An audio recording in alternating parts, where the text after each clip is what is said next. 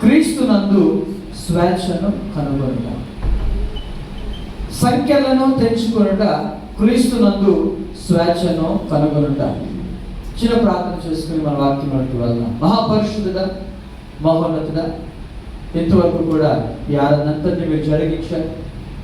పాటల ద్వారా, ఆరాధన ద్వారా, అలాగే సాక్ష్యముల ద్వారా మీరు మహిమ పొందుకున్నారు. ఈ సమయంలో నీకు వాక్యాన్ని వినబోతుండగా అయా మానవ స్వరము మరుగుపరిచి మీ స్వరముతో మా హృదయాలను తాకమని ప్రార్థన చేస్తున్నాం. దేవా, వాక్యము మీ చేతులకు అప్పగిస్తున్నా. మాతో మీరు మాట్లాడండి. నీ మెల్లని స్వరముతో మా హృదయాలతో మాట్లాడమని మరొకసారి మమ్మల్ని అందరినీ మీ చేతులకు అప్పగిస్తున్నాం. యేసుక్రీస్తు యొక్క ప్రశస్తమైన నామంలో ఈ ప్రార్థన అడిగి బ్రతిమలాడుకొచ్చున్నా మా పరమ తండ్రి. ఆమేన్. ఆమేన్.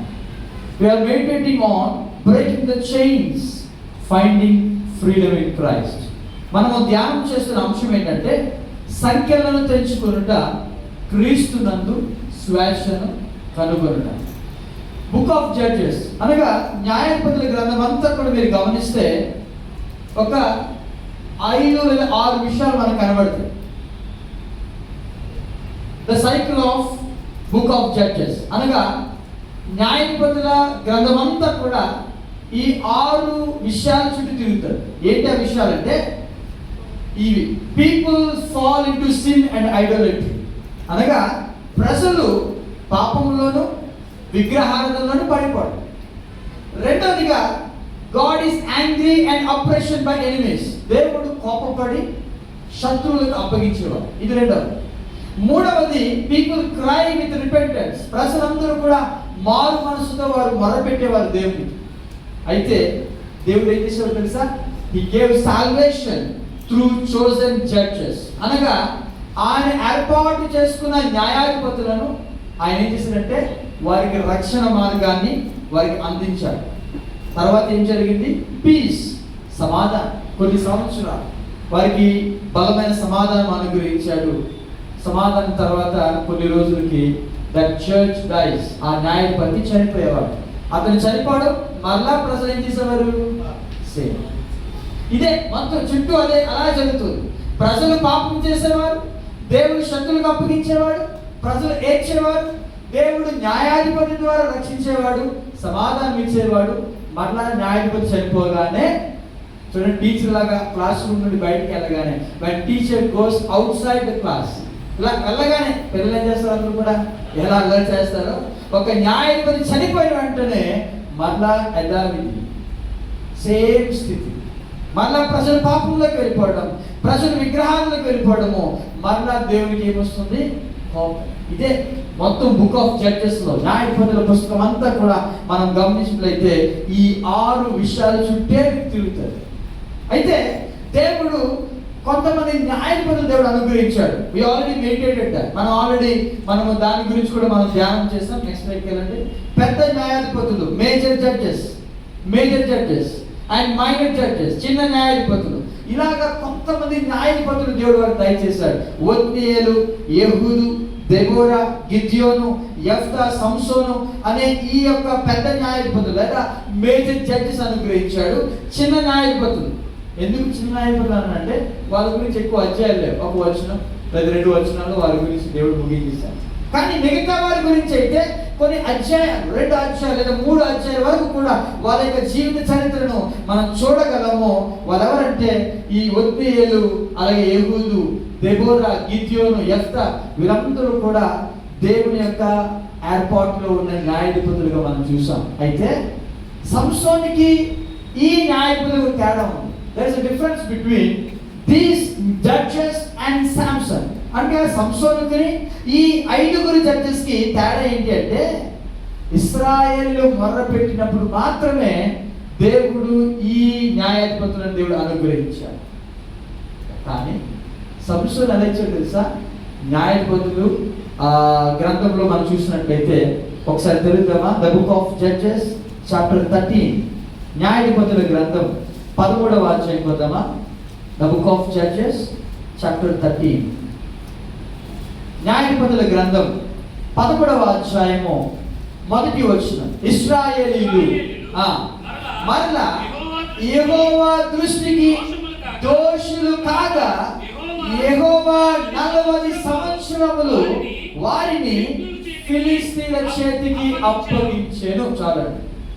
God handed the people of Israel into the enemies called Philistines. అనగా ఫిలిస్తీన్లు అనే శత్రువులకు దేవుడు వారిని అప్పగించాడు. ఎన్ని సంవత్సరాలు? 40 years. ఈ న్యాయాధిపతులు ఉన్నారే, ఒత్నీయేలు కానీ, యెహూదు కానీ, దెబోరా కానీ, గిద్యోను కానీ, యెఫ్తా కానీ, వాళ్ళ యొక్క పరిపాలన టైంలో ఎప్పుడు కూడా ఇన్ని సంవత్సరాలు బానిసలుగా ఉండలే. Maybe 8 years, maybe 10 years, maybe 20 years, అంతే. 20 సంవత్సరాలు కానీ, 8 సంవత్సరాలు కానీ, 10 సంవత్సరాలు. కానీ సంసోను కాలం వచ్చేసరికి, సంసోను న్యాయాధిపతిగా ఉన్న కాలంలో ఇశ్రాయేలు పాపం చేసినప్పుడు ఎన్ని సంవత్సరాలు దేవుడు అప్పగించాడు తెలుసా? 40 సంవత్సరాలు దేవుడు వారి శత్రువులకు అప్పగించాడు. కానీ మీరు 11వ అధ్యాయం అంతా చదవండి, ఎక్కడ కూడా ఇశ్రాయేలీలు యెహోవాకు మొర్ర పెట్టగా అనే మాట మీకు కనపడుతుంది. You cannot find this statement that Israel cried unto the Lord. దేవునికి మొర్ర పెట్టారు అనే మాట మీకు ఎక్కడ కనపడదు. కానీ మన దేవుడు ఎంత మంచి దేవుడు అంటే, సంసోనుని దేవుడు వారు మొర్ర పెట్టక ముందే దేవుడు వారికి దయచేశాడు. దట్స్ వై సామ్సన్స్ లైఫ్ అనగా సంసోను గురించి మనం చూస్తూ ఉన్నాం. నా మొట్టమొదటి పాయింట్ కూడా మీకు తెలియజేశాను. God sees our chains before we cry. మనం ఏడవక ముందే దేవుడు మన సంఖ్యలను చూస్తాడు. గట్టిగా దేవునికి స్తోత్రం చెల్లిద్దామా? నీవు కన్నీరు కార్చక ముందే, నీవు ఇంకను అడగక ముందే, మాట నా నాలుకకు రాక మునిపే అది నీకు పూర్తిగా తెలిసినది అంటాడు దావీదు. మీకు అర్థమవుతుందా?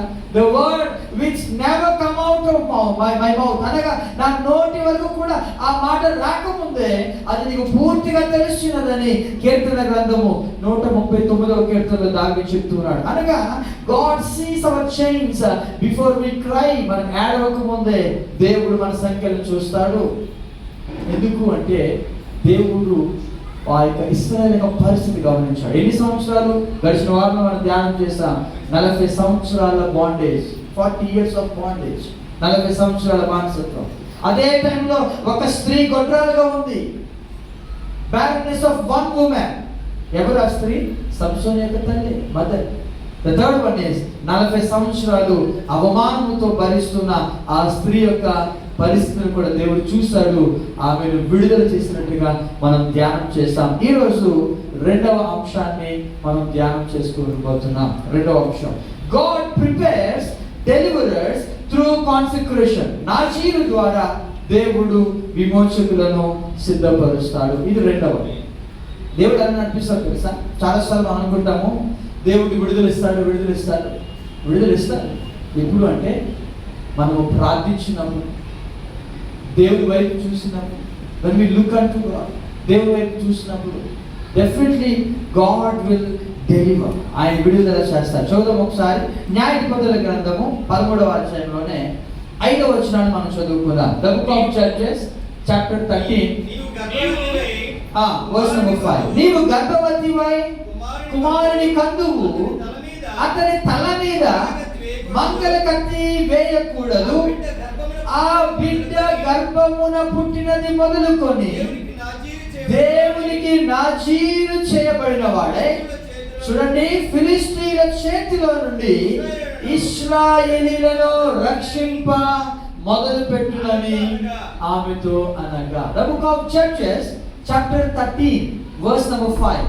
For behold, you shall conceive and bear a son, and no razor shall come upon his head, for the child shall be a Nazirite to God from the womb, and he shall begin to deliver Israel out of the hand of the Philistines.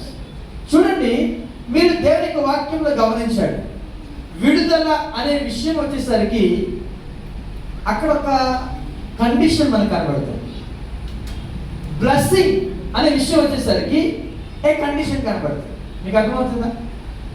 Condition లేకుండా ఎక్కడ కూడా మనం blessing చూడము. We cannot find any blessing of God without his condition. దేవుని యొక్క condition ఒకటి ఉంటుంది.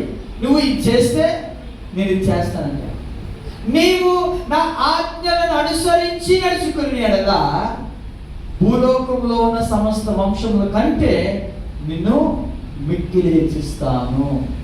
మనం ఏం చదువుతాం తెలుసా? దేవుడు నన్ను హెచ్చిస్తాడు అనే మాట మాత్రం చదువుతాం. ఆ ముందున్న మాట చదవం. ముందున్న కండిషన్ మనం చూడం. అందుకే ఈ కండిషన్స్ అప్లై అయిన మాట మనం ఇప్పుడు చూస్తూ ఉంటాం కదా. ఏదైనా గమనించండి, దేవుని యొక్క వాక్యము కూడా చాలా స్పష్టంగా మనతో మాట్లాడుతుంది. ఏంటి అంటే, దేవుడు ఒక వ్యక్తిని రక్షించాలనుకుంటే ఎలా రక్షిస్తాడు తెలుసా? సమ్ సాక్రిఫైస్, ఒక త్యాగపూరితమైన సేవ అంటారు. ప్రభు దగ్గరికి రావడం అనేది ఈజీ కాదు. ఒక వ్యక్తి గురించి ప్రార్థించడం అనేది ఈజీ కాదు.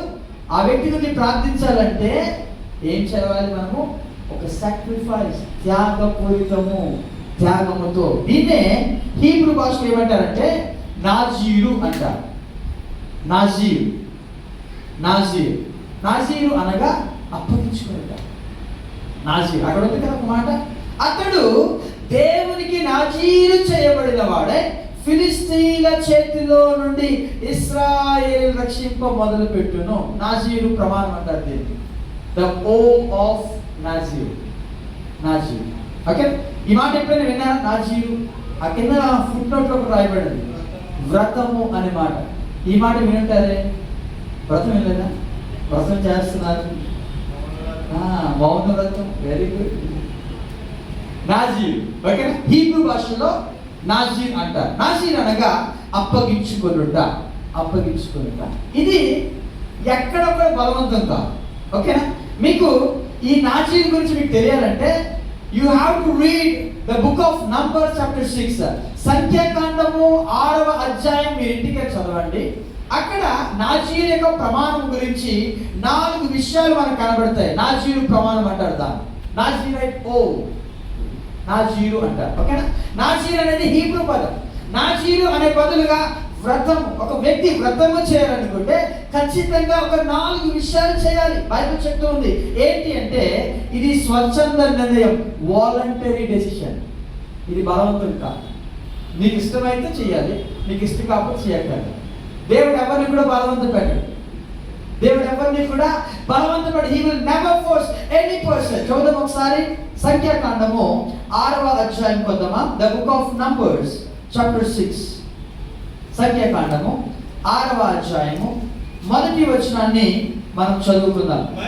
మరియు యెహోవా మోషేకు ఇలాగు సెలవిచ్చెను, నీవు ఇశ్రాయేలీయులతో ఇట్లనము, పురుషుడే గాని స్త్రీయే గాని యెహోవాకు నాజీరగుటకు ఎవరైనను మ్రొక్కుకొని తను తాను ప్రత్యేకించుకొని ఎడల వాడు ద్రాక్షరస మద్యములను చాలండి మానవలను. Then the Lord spoke to Moses, saying, Speak to the children of Israel and say to them, when either a man or woman consecrates an offering to take the oath of a Nazirite to separate himself to the Lord. ఇందాక మనమేమో నాజీరు అనే మాట foot నోట్లో ఏం చూసాము? వ్రతం అనే మాట. ఇక్కడ చూడండి ఒకసారి. నాజీరగుటకు అనే మాటకి ఆ కిందన ఏముంది? ప్రత్యేకముగా ఉండుటకు. వ్రతము అంటే ప్రత్యేకత. అందరూ మాట్లాడతాడు, ఈ వ్యక్తి మాట్లాడు. అడిగితే ఏమంటాడు?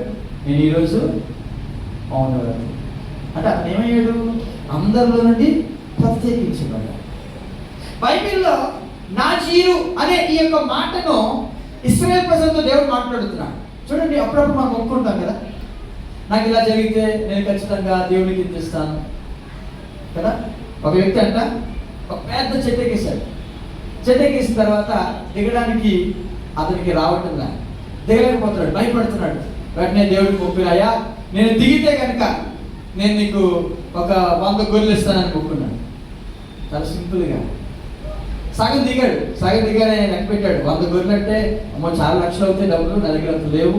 నేను మళ్ళీ అన్నాడు, అయ్యా నేను 100 గొర్రెలు ఇచ్చుకోలేను, ఒక గొర్రెని ఇస్తానని సగం దిగిన తర్వాత అన్నాడు. మళ్ళీ అక్కడ ఇంకా కొంచెం దిగాడు. మళ్ళీ అనుకున్నాడు, ఒక గొర్రె ఇచ్చే అంతగా స్థితి నాది కాదయ్యా, నేను తెచ్చుకోలేను, నేను ఒక కోడి ఇస్తాను అన్నాడు. మళ్ళీ కొంచెం దిగాడు, ఆ కోడి కూడా ఇచ్చుకోలేను, అని చెప్పి మరేదో చెప్పాడు. అలా కింద దిగిన తర్వాత ఏమన్నా తెలుసా, నేను ఈ నైవేద్యం ఇస్తారు కదా, కొన్ని శనగపప్పులు ఏమి ఉంటాయి కదా, అవి తీసుకుని ఆ గుడికి బయలుదేరాడు. అవి చేతిలో పట్టుకున్నాడు కదా, కొబ్బరి తింటూ ఉన్నాడు. అలా గుడి దగ్గర వచ్చేసరికి చేతిలో ఒక్క అర్పణ కూడా అతనిలో లేదు. అంటే చాలాసార్లు ఎలా మొక్కుంటాం అంటే, మనము ఒక ఆపదలో ఉన్నప్పుడు ఏం చేస్తాం తెలుసా, మొక్కుంటాం. కానీ ఆపదంతా పోయిన తర్వాత చెప్పండి మర్చిపోదాం. we will forget when the danger passed out. ఎప్పుడైతే ఆ యొక్క ప్రమాదం అనేది తప్పిపోయిందో మనం ఏ విధంగా చాలాసార్లు మర్చిపోతాము. ఇక్కడ గమనించండి, ఇశ్రాయేలు ప్రజల్లో ఎవరైనాను అతను పురుషుడే కానీ స్త్రీయే కానీ ఎవరైనా మొక్కుకుంటే నేను ఇలా ఉండాలి అని మొక్కుకుంటే దేవుడు బలవంత పెట్టడంలా. Christianity is not a forceful way. దేవుడు బలవంతంగా ఈ మార్గంలో రా అని దేవుడు బతిమాలడు, నేను ఫోర్స్ చేయడు. ఆయన ఏం చేస్తే తెలుసా, ఆయన నీ వైపు చూస్తూనే ఉంటాడు. లోబడనల్లని వారి వైపు దినమంతా ఏం చేస్తాడంట, he will stretch out his hands for the disobedient people. లోబడనల్లని వారి వైపు దినమంతా నా చేతులు చాపుచు. అందరికి తెలుసు కదా, రెండవ కుమారుడు, తప్పిపోయిన కుమారుడు, అతను వెళ్ళిపోయాడు. మరలా తిరిగి వచ్చినప్పుడు తండ్రి ఎలా ఉన్నాడు తెలుసా, రెండు చేతులు చాపుకొని అక్కడే కూర్చున్నాడు. ఎప్పుడు వస్తాడా నా కుమారుడు? వచ్చినప్పుడు పరుగున ఆ వ్యక్తిని కలుసుకున్నాడు. బలవంత పెట్టలే, ఇదిగో నాకు రావాల్సిన భాగ్యమేమో ఆస్తిలో అన్నప్పుడు ఏం చేశాడు, తీసుకుని వెళ్ళి అలా చేశాడు. అయ్యా నాకు ఆశీర్వదించు అంటే దేవుడు ఖచ్చితంగా వేసి తెలుసా, ఆశీర్వదిస్తాడు. కానీ ఎప్పుడు కూడా బలవంత పెట్టాడు. He will never force. కాబట్టి ఇది ఏమంటారంటే వాలంటరీ డెసిషన్, స్వచ్ఛంద నిర్ణయం. ఇది ఎవరు కూడా నువ్వు ఇలా చేస్తే నేను ఆశీర్వదిస్తా అందు దేవుడు.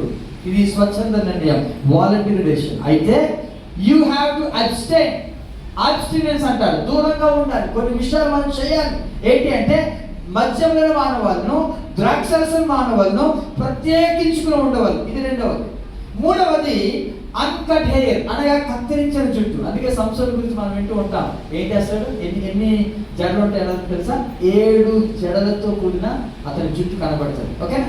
నాలుగవది ఎవరైనా చనిపోయినప్పుడు, ఎవరైనా మరణించినప్పుడు ఆ మరణించిన ఆ యొక్క బాడీని ముట్టడానికి వీల్లేదు. దీన్నే ప్యూరిటీ, రిచువల్ ప్యూరిటీ, ఆచార స్వచ్ఛ. ఈ 4 ఖచ్చితంగా చేయాలి. మళ్ళీ చెప్తున్నా, అతడు స్వచ్ఛతని తీసుకోవాలి. బలవంతుని ఎవరు పెట్టడానికి వీల్లేదు. రెండవదిగా దూరంగా ఉండాలి. ద్రాక్షరసము కానీ మద్యము కానీ ముట్టడానికి వీల్లేదు. మూడవదిగా కత్తిరించిన జుట్టును ఏ విధంగా కూడా కత్తిరించడానికి వీల్లేదు. రాజు అనేది అప్లై చేయడానికి వీల్లేదు. ఆచార స్వచ్ఛత అనగా ఏ యొక్క మృతులను కానీ ఏ యొక్క కళేబరములను కానీ ముట్టడానికి వీల్లేదు. ఇదంతా కూడా మీకు సంఖ్యాకాండము 6వ అధ్యాయంలో మీకు ఆ మాటలన్నీ కనబడతాయి. ఇందాక మనం చదువుకున్న మాటల్లో ఇంకా చదవండి, 3వ వచనం కూడా చదువుదామా. 3rd verse. ద్రాక్షరసము చెరకనైనను మద్యపు చెరకనైనను త్రాగవలదు, ఏ ద్రాక్షరసమునైనను త్రాగవలదు. పచ్చివి గాని ఎండినవి గాని ద్రాక్ష పండ్లను తినకూడదు. అంతేకాదు ప్రత్యేకంగా ఉన్న దినాలన్నీ కూడా ఎలా కూడా తెలుసా, చాలా నాజీరుగా ఉండాలి, ప్రత్యేకంగా ఉండాలి. దేన్ని కూడా ఉండడానికి వీలేదు. ఇది ఒక వ్యక్తి నాజీరుగా తీర్మానం తీసుకుంటే చేయాల్సింది. కానీ ఎందుకు ఇప్పుడు ఈ మాటను తెలియజేస్తున్నా అంటే, ఇది మనము చేయడానికి కాదు. ఇప్పుడు మనందరినీ కూడా సరే మీ ఇంటికి వెళ్ళి చేయండి అని చెప్పడంలా. ఇది ఎందుకంటే సంసోను యొక్క జీవితంలో జరుగుతున్న విషయం గురించి మనం మాట్లాడుతున్నాం. గమనించండి, సంసోను ఏ విధంగా దేవుడు ముందే మాట్లాడుతున్నాడు. ఇదిగో నేను నీకు గర్భాన్ని ఇస్తున్నాను, నీకు కుమారుడిగా ఇస్తున్నాను. ఆ కుమారుని యొక్క తల మీదకి ఎన్నటికీ కూడా ఏ పడకూడదు, మంగళ కత్తి పడకూడదు. ఎలా ఉండాలి వ్యక్తి? నాజీరుగా ఉన్నారు. బైబిల్లో నాజీరుగా ఉన్న వాళ్ళు కొంతమంది ఉన్నారు తెలుసా. నాజీరియన్స్ ఇన్ ద బైబిల్ చెప్పగలరా? ఇప్పుడే చెప్పాను. ఎవరు? శాంసన్ కాకుండా ఇంకొక 2 ఉన్నారు బైబిల్లో. Very good. ఎవరు? సమూయేల్. Exactly correct. శామ్యూయల్. బైబిల్ ఏమంటే తెలుసా, అయ్యా నీవు ఒక్క మగబిడ్డ నాకు ఇస్తే వాని యొక్క తల మీదకి ఎన్నటికి మంగళ కత్తి రానియక అతడు పూర్తిగా నీకు అప్పగించేస్తాను అనే ఒక డెసిషన్ తీసుకుంటారు. సమూయేలు. Very good. మూడో వ్యక్తి ఎవరు చెప్పగలరా? Very good. బాప్తిస్మం ఇచ్చి యోహాన్, జాన్ ద బ్యాప్టిస్ట్. అతను కూడా నాజీరు అన్నారు. బైబిల్లో నాజీరుగా చేయబడిన వారు లేదా నాజీరుగా ఉన్నవారు వీళ్ళు స్వచ్ఛందంగా అనగా వాలంటీర్గా సబ్మిట్ టు ది లార్డ్ అనగా వారు దేవునికి అప్పగించుకుని వారు జీవించారు. సంసోను, అలాగే సమూయేలు, బాప్తిస్మం ఇచ్చి యోహాను ఎన్నటికీ కూడా మంగళకరికి రానివ్వకుండా వారు దేవునికి అప్పగించుకున్నారు. ఈరోజు మనం అలా చేయడానికి అసలు దేవుడు ఎక్కడ కూడా మనతో మాట్లాడటం ఇలా చెయ్యు అని దేవుడు చెప్పడంలో ఇది స్వచ్ఛంద నిర్ణయం. వారు అలా చేసుకున్నారు. ఈరోజు అలా చేయడం లేదు. దేవుడు చేయమని ఒకే ఒక మాట చెప్పమంటారా? రోమపత్రిక 12వ అధ్యాయము 1వ వచనంలో రాయబడిన మాట ఏంటో తెలుసా? The book of Romans chapter 12 verse 1 చదువుకుందామా? I beseech you therefore brethren by the mercies of God that you present your bodies a living sacrifice holy acceptable to God which is your reasonable service. చదవండి. కాబట్టి సహోదరులారా పరిశుద్ధమును దేవునికి అనుకూలమునైన సజీవయాగముగా మీ శరీరములను ఆయనకు సమర్పించుకొనుడి అని దేవుని వాత్సల్యమును బట్టి మిమ్మల్ని బతిమాలుకొనుచున్నాను. ఇట్టి సేవ మీకు యుక్తమైనది. గమనించారు? ఇది అపొస్తలుడైన పౌలు దేవుని యొక్క ఆజ్ఞ ద్వారా దేవుని యొక్క మాటను తెలియజేస్తూ అంటున్నాడు. కాబట్టి సహోదరులారా మీరేం చేయాలంటే పరిశుద్ధమును దేవునికి అనుకూలమైన సజీవ యాగముగా ఎలా అప్పగించాలంటే మన శరీరాలను సజీవ యాగముగా, మృతమైన తర్వాత కాదు. గమనించండి, ఓల్డ్ టెస్టిమెంట్ లో ఆఫరింగ్ ఎలా అప్పగించేవారంటే వారు దాన్ని చంపి దాన్ని బలిపీఠంలో పెట్టేవారు. ఇప్పుడు దేవుడు అలా అంటలే, సజీవ యాగముగా నిన్ను నీవు దేవునికి అప్పగించుకుంటేనే దేవుని యొక్క కార్యాలు మన జీవితంలో చూడగలమండి. అందుకే సంసోను గురించి అక్కడ రాయించిన మాట, అతడు దేవునికి నాజీరు చేయబడిన వాడై తన యొక్క ప్రజలను విడుదల చేస్తాడు. నీ ప్రజల్ని విడుదల చేయాలనుకుంటున్నావా? అనేక మంది పాపంలో ఉన్న వారిని నీవు రక్షించాలని ఆశపడుతున్నావా? అయితే నువ్వేం చేయాలి తెలుసా? ఒక త్యాగం చేయకపోతే ఎవరిని కూడా రక్షించలేవు. మోషే ఆ యొక్క ప్రజలైన ఇశ్రాయేలు ప్రజలు రక్షించడానికి ఒకరోజు దేవుడి దగ్గరికి వెళ్ళి అడుగుతాడు, అయ్యా ఈ ప్రజలు చాలా భయంకరమైన పాపం చేశారు, వీళ్ళ యొక్క పాపమును క్షమించాలి, క్షమించకపోతే నా పేరును నువ్వేం చేయాలి? నీవు రాసిన జీవ గ్రంథంలో నుండి నా పేరు తుడిపివేయి ప్రభువా అని ప్రార్థించినప్పుడు, అది ఏమని మేము మళ్ళీ ఎవరైనా ప్రార్థన చేస్తాం అలాగా? అసలు ఆ ప్రార్థన అనేది రాదు. చాలా సమయం ఏమంటాం అంటే, ప్రభా నీకు గ్రంథంలో పేరు ఉండాలి ఉండాలి ఉండాలి ప్రార్థన చేస్తుంది తప్ప తీసివేయబడాలని ప్రార్థించిన ఒకే వ్యక్తి ఎవరంటే మోషే. ఎందుకు అంతగా ప్రార్థన చేస్తారు తెలుసా? తన ప్రజలైన ఇశ్రాయేలు అందరూ కూడా రక్షణ పొందాలి. ఒక వ్యక్తి రక్షణ పొందడం అనేది ఈజీ కాదు. You have to surrender your life. నీవు దేవునికి అప్పగించుకుంటేనే తప్ప ఒక వ్యక్తిని నీవు రక్షించలేవు. నీవు ఎలా పడితే అలా జీవించేసి ఆ వ్యక్తి రక్షణ పడాలి రక్షణ పొందాలి అని నువ్వు ప్రార్థన చేస్తే అవుతుందా అంటే అవ్వదు.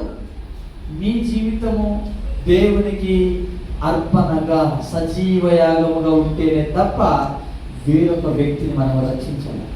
రక్షణ ఈజీ కాదు, రక్షణ ఈజీ కాదు. యేసు ప్రభువారే ఆయన మహిమంతా విడిచిపెట్టి ఏ స్వరూపం అంట? దాసుని స్వరూపమును ధరించుకొని నిన్ను నన్ను రక్షించడానికి 2026 సంవత్సరాల క్రితము యేసు ప్రభువారి లోకానికి వచ్చాడండి. ఆయన చేసిన సజీవమైన యాగమును బట్టి ఈరోజు నీవు నేను ఈ మందిరంలో కూర్చుని ఆ దేవుని ఆరాధన చేయగలుగుతున్నాం. గట్టిగా దేవునికి స్తోత్రం చెప్తామా? ఒకవేళ ఆయన రాకపోతే ఆయన ఆ యొక్క త్యాగం చేయకపోతే మనం రక్షించబడగలమా? మరి చాలాసార్లు నా దగ్గరికి ప్రార్థన చేయడానికి వచ్చినప్పుడు అడుగుతూ ఉంటారు, మా యొక్క తల్లిదండ్రులు రక్షించబడలేదు లేదా మా ఇంటి వారు రక్షించబడలేదు, వారి గురించి ప్రార్థన చేయండి అంటారు. కరెక్టే, ప్రార్థన చేయడం కరెక్టే. అయితే వారి రక్షణ కొరకే నీవు నేను ఏ విధమైన త్యాగము చేస్తున్నా? మీకు చాలాసార్లు చెప్పుంటాను, మళ్ళీ తెలియజేస్తున్నాను. ఒక లేడీ ఆమె పాస్టర్ గారి దగ్గరికి వచ్చేది. పాస్టర్ గారు, మా ఆయన గురించి ప్రార్థన చేయండి, మా ఆయన రక్షించబడాలి, మా ఆయన తాగుతూనే ఉంటాడు, చాలా భయంకరంగా తాగుతూనే ఉంటాడు అని ప్రతి వారం కూడా పాస్టర్ గారి దగ్గరికి వచ్చి ప్రార్థన చేసుకునేది. పాస్టర్ గారు కూడా ప్రార్థన చేసేవారు. అమ్మా ప్రార్థన చేస్తానమ్మా అని ఆమె గురించి ప్రార్థన చేసేవారు. ప్రతి వారము ఈ లైన్గా వచ్చి ప్రార్థన చేసుకునే గుంపులో ఇవి కనబడేది. ఒకరోజు ఈ పాస్టర్ గారు ఒక వీరంతా వెళ్తున్నప్పుడు, హౌస్ విజిట్కి వెళ్తున్నప్పుడు ఈమె అడిగే భర్త, ఈమె ఎవరి గురించి ప్రార్థించమని అడిగిందో ఆ భర్తే దానిలో కనపడ్డాడు. వెంటనే వెళ్ళి పలకరించాడు. హలో సార్, బాగున్నారా మీరు అని. వెంటనే ఆయన అన్నాడు, సార్ బాగున్నాను. వెంటనే ఏంటి సార్, మీరు చర్చికి రావచ్చు కదా, ఒకసారి మీ మిస్సెస్ ఎప్పుడు కూడా ప్రార్థించమని కోరుతుండేవారు, మేము ప్రార్థన చేస్తున్నాం, ఒకసారి సండే రండి సార్ ప్రార్థన చేస్తామేమో అంటే ఆయన అన్నాడు, లేదండి నేను రాను అన్నాడు. ఏమంటే అంటే నా భార్య మీ చర్చిని ఎలా కూడా తెలియదు, కానీ మా ఇంట్లో మాత్రము భయంకరమైన పులిలాగా ఉంటుందని చెప్పాడు. పాస్టర్ గారికి అర్థం కాలే.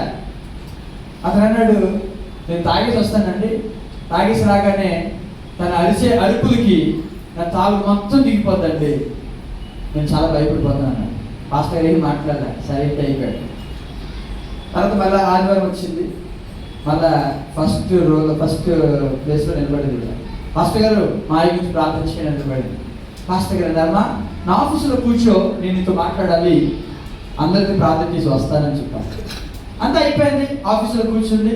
ఇలా అందరికీ ప్రార్థన చేసిన తర్వాత ఆఫీస్కి వెళ్ళాడు. పాస్టర్ గారు వెళ్ళి ఆమెతో మాట్లాడడం ప్రారంభించాడు. అమ్మా నేను మీ ఆయన గురించి ప్రార్థన చేస్తాను, కానీ మీ ఆయన గురించి ప్రార్థించే ముందు నేను నీ గురించి ప్రార్థన చేస్తాను అన్నాడు. అర్థం కాలేదు. అదే పాస్టర్ గారు, నేను బాగానే ఉన్నాను కదా, చర్చికి వస్తాను కదా, నేను బాగానే ప్రార్థన చేస్తున్నాను కదా. అమ్మ నువ్వు ప్రార్థన చేస్తున్నావు, ఇక్కడ అంతా బాగానే ఉంది, మరి ఇంట్లో ఎలా ఉంటున్నావు అడిగాడు.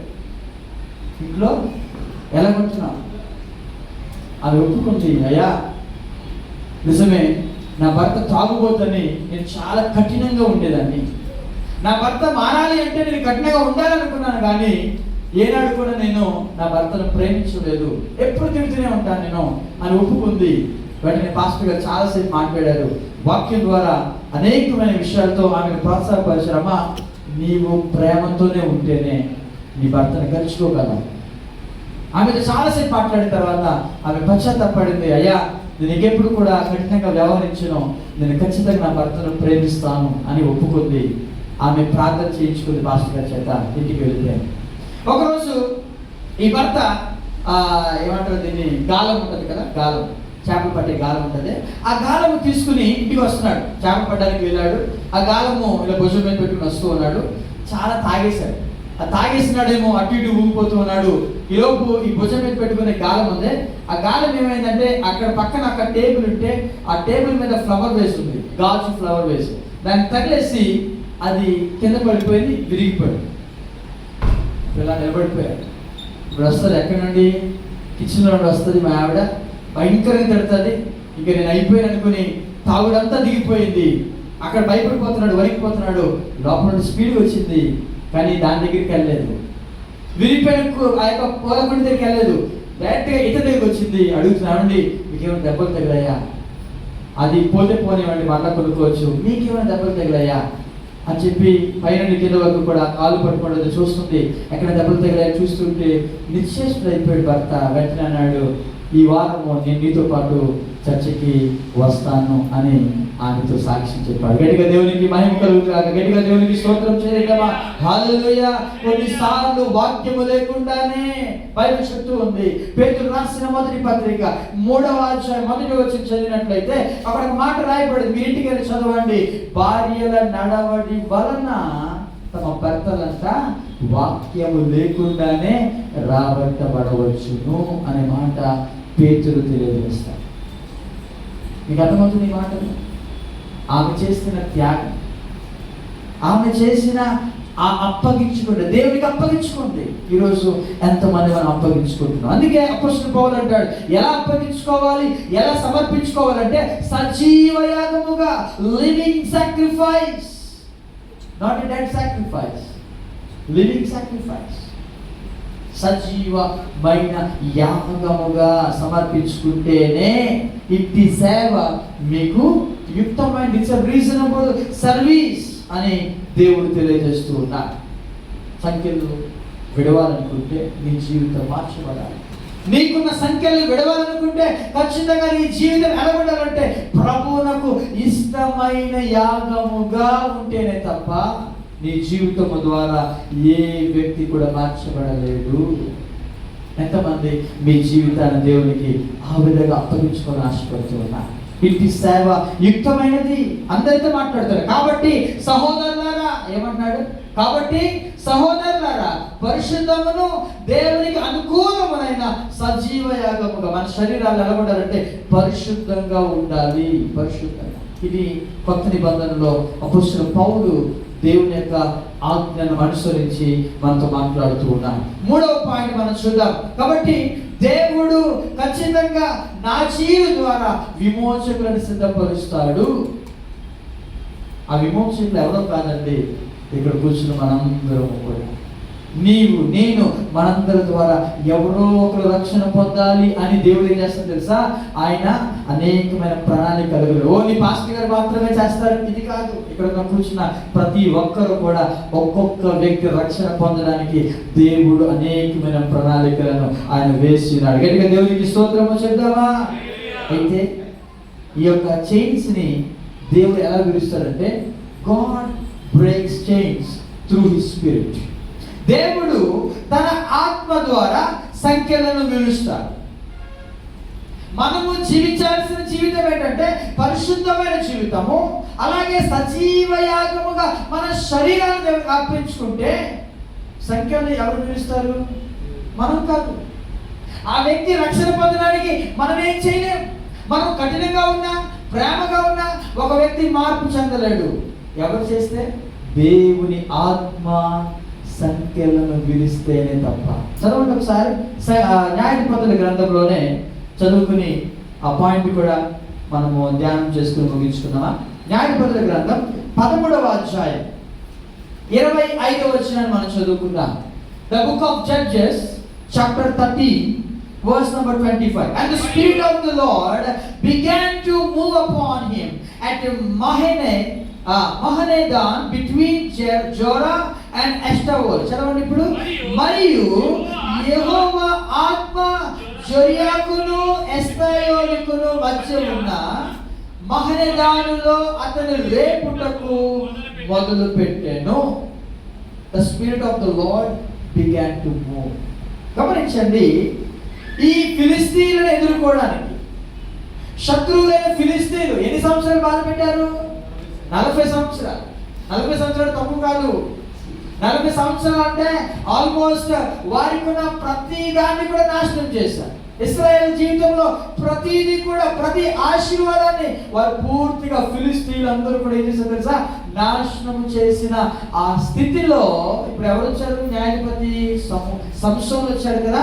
ఈ సంసోను దేవుని ఆత్మ ద్వారా మూవ్ అవడం మనం చూస్తూ ఉన్నాం.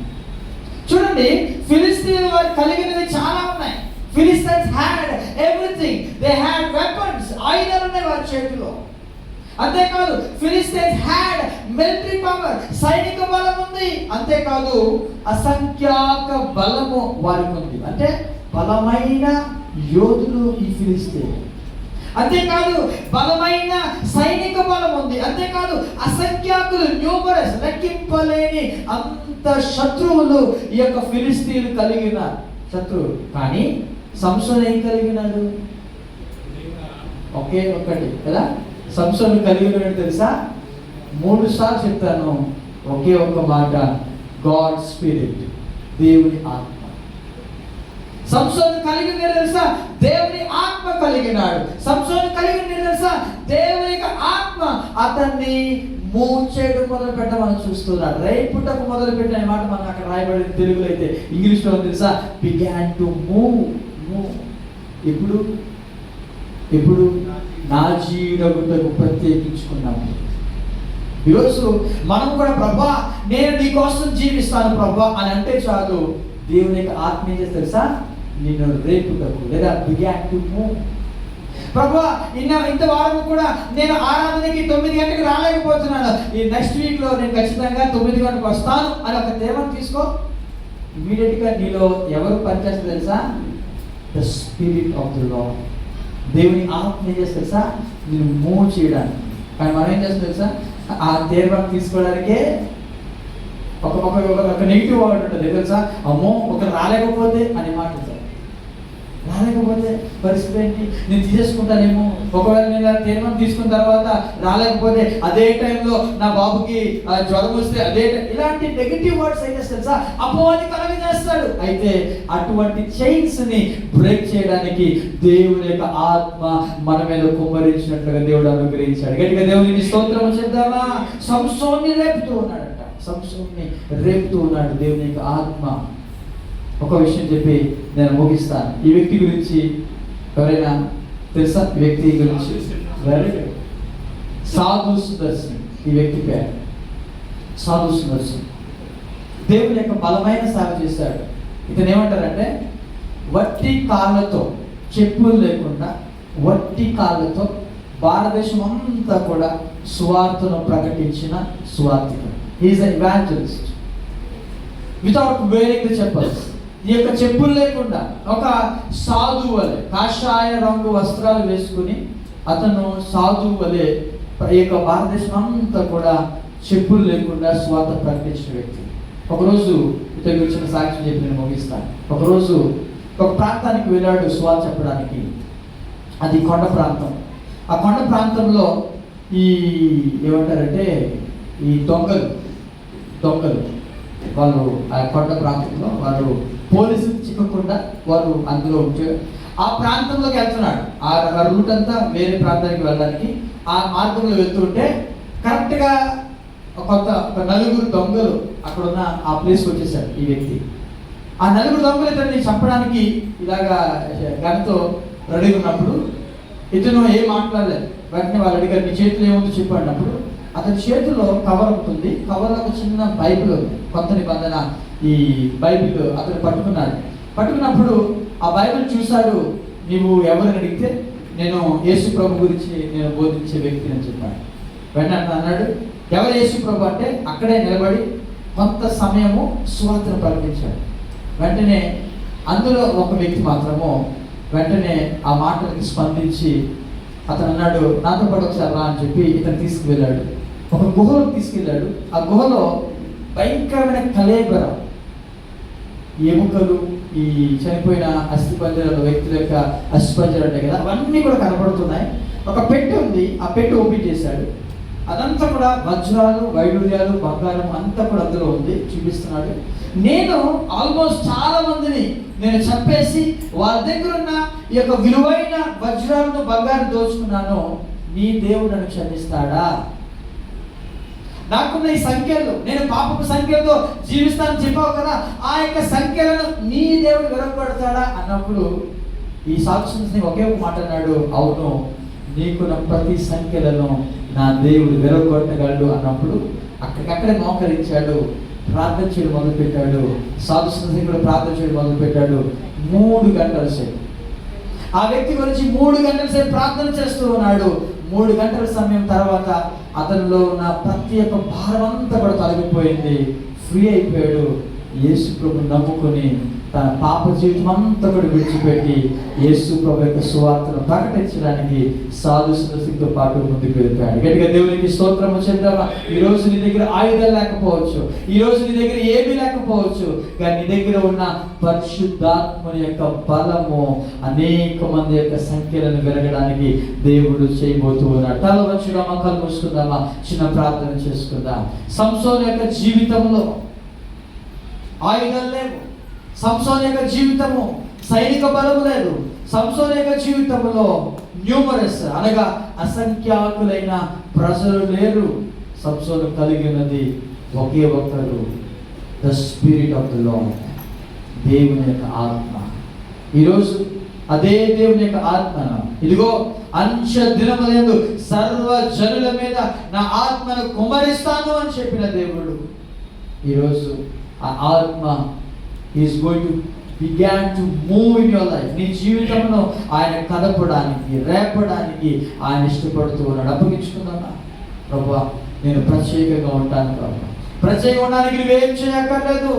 రేషన్ ఎప్పుడై ఏమి కాదు, ఒక్క మాట ఆయనతో చెప్తే చాలు. ప్రభువా, నేను ఇలా జీవిద్దాం అనుకుంటున్నాను అయ్యా, నేను ఇన్ని గంటలు ప్రార్థన చేద్దాం అనుకుంటున్నాను అయ్యా, నేను నీ సన్నిధిలో నేను ప్రత్యేకముగా జీవించాలని ఆశపడుతున్నాను అని చెప్పడానికి ఇష్టపడుతున్నాను.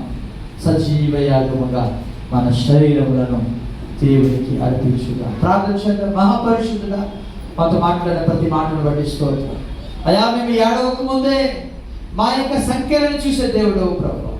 అంతేకాదు, మా సంఖ్యలను విమోచించడానికి నా జీవి ద్వారా విమోచనను సిద్ధపరుస్తున్నందుకు స్తోత్రములు. అయితే నీ ఆత్మ ద్వారా మాకున్న సంఖ్యలను విరిచే దేవుడిగా మాకున్నందుకు స్తోత్రం. ఈ మాటలు మా హృదయాలు ఫలింపచేయండి. ఈ విన్న మాటలు మా అందరి జీవితంలో ప్రభువా మాకున్న ప్రతి ఒక్క సంఖ్యలను విడుదల చేయడానికి ప్రభువా మీరు ఉపయోగించిన నేను ఆత్మను బట్టి మీ నామాన్ని స్తుతిస్తున్నాను, కనపరుస్తున్నాను. ఈ మాట మా హృదయాలు ఫలింపజేసి మీరే మహిమ పొందమని యేసుక్రీస్తు యొక్క అతి శ్రేష్టమైన నామములో ఈ ప్రార్థన అడిగి బ్రతుకులాడుకొచ్చున్నామా పరమ తండ్రి. ఆమేన్, ఆమేన్, ఆమేన్. ఈ సమయంలో ప్రియులు రత్నరాజు బ్రదరు అలాగే రోజు సిస్టర్ వారు ముందుకు వచ్చి ప్రభు వల్లను మరి పరిచయం చేయడానికి వారిని ప్రేమతో ఆహ్వానిస్తున్నాను. సిద్ధపడదాం. అందరూ కూడా ప్రభు వల్లోనికి వెళ్తుండగా అందరూ కూడా సిద్ధపడదామా? కొరింథీయులకు రాసిన మొదటి పత్రిక 11వ అధ్యాయం. Let us prepare our hearts to partake into the body and blood of Jesus Christ. యేసు ప్రభు యొక్క శరీరంలో, యేసు ప్రభు యొక్క రక్తంలో పాలు పొందడానికి మనందరం కూడా మన హృదయాలను శుద్ధపరచుకుందాం. దేవుని వాక్యం నుండి కొరింథీయులకు రాసిన మొదటి పత్రిక 11వ అధ్యాయం 23వ వచనాన్ని చదువుతున్నాను. నేను మీకు అప్పగించిన దాన్ని ప్రభువున పొందుతిని. ప్రభువు యేసు తాను అప్పగింపబడిన రాత్రి ఒక రొట్టెని ఎత్తుకొని కృతజ్ఞతాస్తుతులు చెల్లించి దాన్ని విరిచి, ఇది మీ కొరకైన నా శరీరము, నన్ను జ్ఞాపకం చేసుకుంటకై దీన్ని చేయడని చెప్పాను. ఆ ప్రకారమే భోజనమైన పిమ్మట ఆయన పాత్రని ఎత్తుకొని, ఈ పాత్ర నా రక్తం వలన కొత్త నిబంధన, మీరు దీనిలోని త్రాగునప్పుడల్లా నన్ను జ్ఞాపకం చేసుకుంటకై దీన్ని చేయుడని చెప్పాను.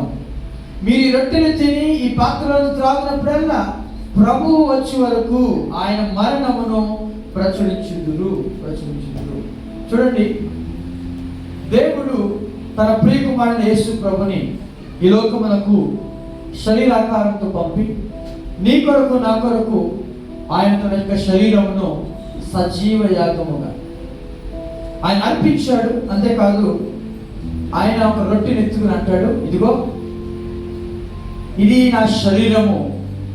ఒక పాత్ర ఎత్తుకుని ఆయన అంటాడు, ఇది అనేకుల కొరకు చిందించబడిన నిబంధన రక్తం. దీనిలో మీరు పాల్పొచ్చినప్పుడల్లా